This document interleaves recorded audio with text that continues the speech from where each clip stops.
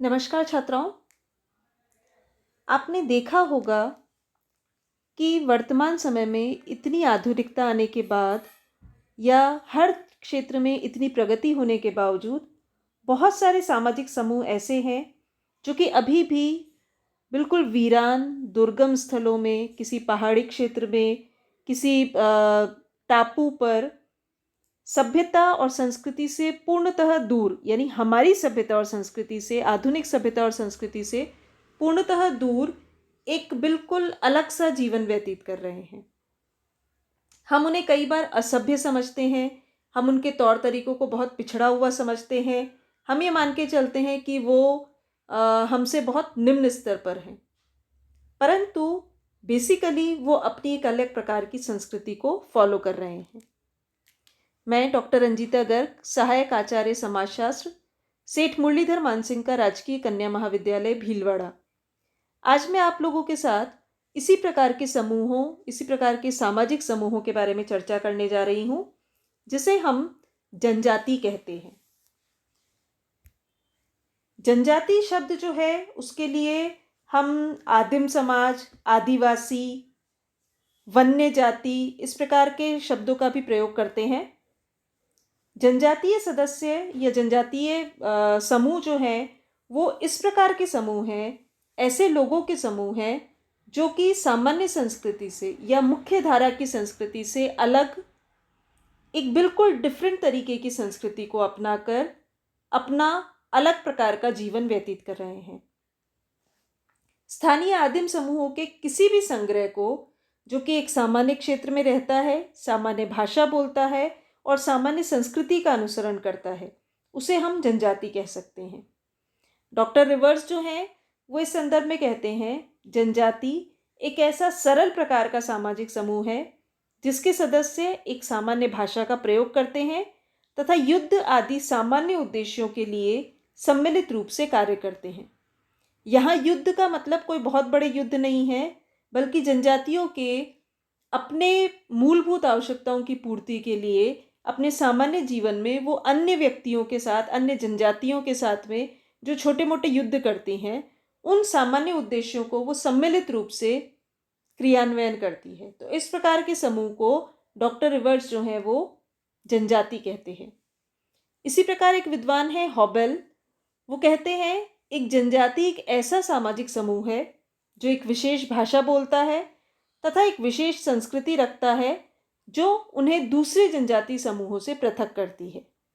यह अनिवार्य रूप से राजनीतिक संगठन नहीं है, यानी जनजाति समूह जो है वो एक सामाजिक समूह है, वो कोई राजनीतिक संगठन नहीं है।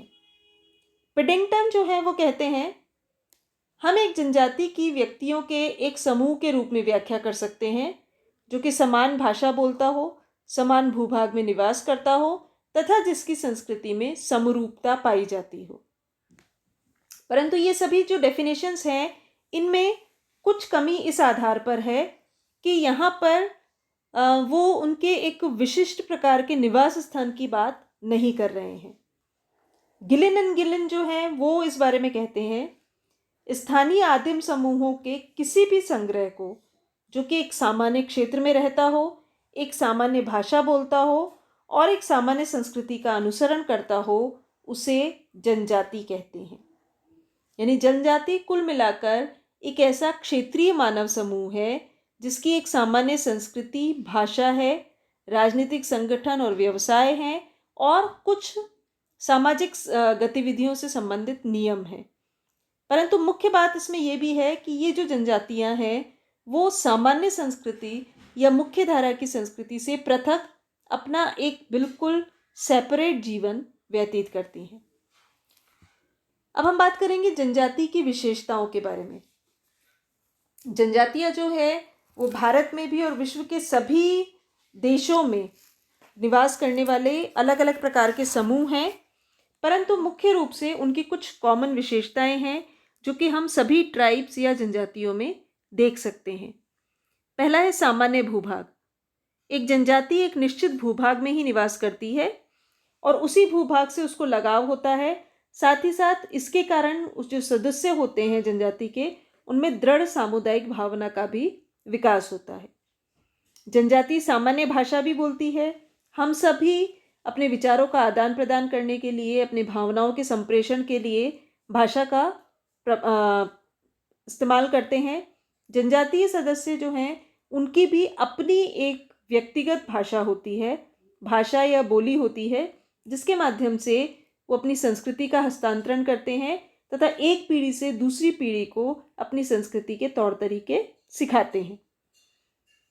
जनजातियां जो है बहुत छोटे समूह नहीं होते, उनका विस्तृत आकार भी होता है। कई परिवारों का संकलन होता है जनजाति। इसमें कई वंश, समूह, गोत्र और भ्रातृ दल आते हैं और यही कारण है कि इसकी जो सदस्य संख्या है वो कई बार अन्य क्षेत्रीय समुदायों से भी अधिक होती है। जनजाति अंतर्विवाही समूह भी होते हैं। एक जनजाति के सदस्य जो हैं वो अपनी ही जनजाति में विवाह करते हैं परंतु अपनी गोत्र में नहीं करते। जनजाति का एक नाम भी होता है। हर जनजाति का अपना एक विशिष्ट नाम होता है जो कि उसे दूसरी जनजातियों से अलग करता है। सामान्य संस्कृति होती है जनजाति की, यानी जनजाति के सभी सदस्य उसी सामान्य संस्कृति को मानते हैं। उनके रीति रिवाज, प्रथाएं, लोकाचार, नियम, कला, धर्म, जादू, नृत्य, खान पान, रहन सहन, सारी चीज़ें कॉमन होती है। जनजाति के सभी सदस्य उन सभी चीज़ों को एक ही प्रकार से मानते हैं। जनजाति को आर्थिक रूप से आत्मनिर्भर भी माना जाता है क्योंकि एक जनजाति जो है उनकी ज़रूरतें बहुत लिमिटेड होती है। पिछड़े हुए हम कह सकते हैं उन्हें, या जिसे हम कह सकते हैं कि जो आधुनिक सभ्यता संस्कृति है उससे परे वो एक बिल्कुल प्राचीन कालीन जीवन व्यतीत करते हैं, जहाँ पर कि वो शिकार करते हैं, फल फूल एकत्र करते हैं, पशुपालन करते हैं, कृषि या छोटे मोटे उद्योग धंधे जो गृह उद्योग हैं उनसे जुड़े हुए होते हैं और वो स्वयं अपनी सारी जो आर्थिक आवश्यकताएं हैं वो अपने ही समूह में पूरी कर लेते हैं। इसलिए हमें कह सकते हैं कि आर्थिक रूप से आत्मनिर्भर जनजातियां होती है। जनजातियों का अपना व्यक्तिगत राजनीतिक संगठन भी होता है, यानी जनजातियों के जो भी प्रशासनिक निर्णय होते हैं, राजनीतिक निर्णय होते हैं, आपराधिक कुछ गतिविधियों से संबंधित कुछ कंट्रोल्स के नियम वगैरह जो होते हैं, वो सभी वही राजनीतिक संगठन जनजाति का जो अपना होता है वही निर्धारित करता है। इसमें एक वंशानुगत मुखिया होता है जो परंपराओं का पालन करवाता है, नियंत्रण बनाए रखता है और दंड की व्यवस्था का भी प्रावधान करता है। मुखिया के साथ साथ में एक परिषद भी हो सकती है वृद्ध लोगों की, जो कि इन सारी चीज़ों को फॉलो करती है और करवाती है। सामान्य निषेधों की व्यवस्था भी होती है जनजाति में। निषेध का मतलब होता है कुछ काम न करने के लिए कहना या मनाही करना। तो कुछ टैबूज या कॉमन ऐसे निषेध होते हैं, किसके साथ आप खान पान कर सकते हैं, किसके साथ विवाह कर सकते हैं, परिवार के क्या नियम होंगे, विवाह के क्या नियम होंगे, धर्म के और व्यवसाय से संबंधित किस किस प्रकार के नियम होंगे, क्या करना है क्या नहीं करना है। डूज और डू नॉट्स का जो सारा निर्धारण है वो निषेध की व्यवस्था भी हर जनजातियों में पाई जाती है। तो ये जनजातियों की प्रमुख विशेषताएं हैं। अब हम बात करेंगे भारत में जनजातियां जो है उनके बारे में। भारत जो है उसमें हमारे देश में बहुत बड़ी संख्या में जनजातियां पाई जाती है। भारतीय संविधान ने उनमें से बहुत सारी जनजातियों को अनुसूचित जनजातियों का दर्जा भी दे दिया है। प्रारंभ में अनुसूचित जनजातियां 212 थी जो कि अब 560 है और वर्ष 2011 की जनगणना के अनुसार भारत में 10.42 करोड़ जनजातीय व्यक्ति रहते हैं। मध्य प्रदेश के बारे में कहा जाता है कि सबसे अधिक जनजातीय समूह जो हैं वो मध्य प्रदेश में पाए जाते हैं। अलग अलग विद्वानों ने भारत में फैली हुई जनजातियों को अलग अलग तरीके से श्रेणीबद्ध किया है, अलग अलग आधारों पर। भौगोलिक वर्गीकरण के आधार पर देखें तो 3 श्रेणियों में बांटा है डॉक्टर BS गुहा ने। उत्तर तथा उत्तरी पूर्वी क्षेत्र, मध्यवर्ती क्षेत्र और दक्षिणी क्षेत्र, यानी ये जो भारत में जो रहने वाली जनजातियां हैं वो इन प्रमुख क्षेत्रों में पाई जाती है। उत्तर तथा उत्तरी पूर्वी क्षेत्र जो है वो कश्मीर, पूर्वी पंजाब, हिमाचल प्रदेश उत्तरी उत्तर प्रदेश और असम के पहाड़ी भाग तक है। शिमला, लेह, लुसाई का जो पर्वत क्षेत्र है वो भी इसके अंतर्गत आता है। इस क्षेत्र की प्रमुख जनजातियां जो है भूटिया, थारू, लेपचा, नागा, गारो, खासी आदि हैं। मध्यवर्ती क्षेत्र जो है वो उत्तर में गंगा के मैदान से लेकर दक्षिण में कृष्णा नदी तक है। इसमें विंध्याचल व सतपुड़ा के पहाड़ों की पट्टी भी आ जाती है। पश्चिमी बंगाल, बिहार, झारखंड, दक्षिणी उत्तर प्रदेश, दक्षिणी राजस्थान, मध्य प्रदेश, महाराष्ट्र के उत्तरी भाग, इनमें जो जनजातियां रहती है वो इसमें आती हैं। प्रमुख जनजातियां यहाँ की संथाल, मुंडा, उरांव, भील, कोली, मीणा, खरिया, गोंड आदि मानी जाती हैं। दक्षिणी क्षेत्र में ये क्षेत्र जो है वो कृष्णा नदी के दक्षिण में है। इसमें मैसूर, ट्रावनकोर, कोच्चि, हैदराबाद, आंध्र प्रदेश, तेलंगाना और तमिलनाडु आते हैं। और इस क्षेत्र की प्रमुख जनजातियां नीलगिरी के टोडा, कोटा, कदार, हैदराबाद के चेंचू, कुरुम्बा आदि जनजातियां हैं।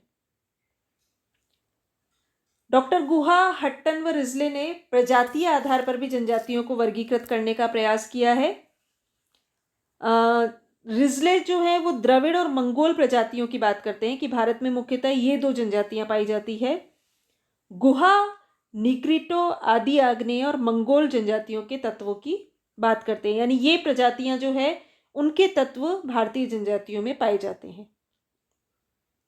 भाषा के आधार पर भी द्रविड़ भाषाएं बोलने वाले, ऑस्ट्रिक भाषाएं बोलने वाले और चीनी तिब्बती भाषाएं बोलने वाले, ये 3 प्रकार के जनजातीय समूह डिस्कस किए गए हैं। सांस्कृतिक दृष्टि से वेरियर एल्विन जो विद्वान हैं उन्होंने भारतीय जनजातियों को 4 प्रमुख भागों में विभक्त किया। प्रथम श्रेणी में वे आदिवासी लोग आते हैं जो कि बहुत अधिक आदिम हैं, संयुक्त सामाजिक जीवन व्यतीत करते हैं तथा दुर्गम एवं घने जंगलों में निवास करते हैं। दूसरी श्रेणी में पहली श्रेणी की भांति ही एकांकी और परंपरावादी हैं, परंतु उनके जीवन में कुछ परिवर्तन आ गए हैं। तीसरी श्रेणी में वो कहते हैं वे जनजातियां आती है जो आधुनिक सभ्यता एवं संस्कृति के अत्यधिक संपर्क के कारण अपनी मूल संस्कृति को खो चुकी है। चौथी श्रेणी में वे जनजातियां आती है जो प्राचीन कुलीन वर्ग हैं, इनमें भील एवं नागा लोग प्रमुख हैं।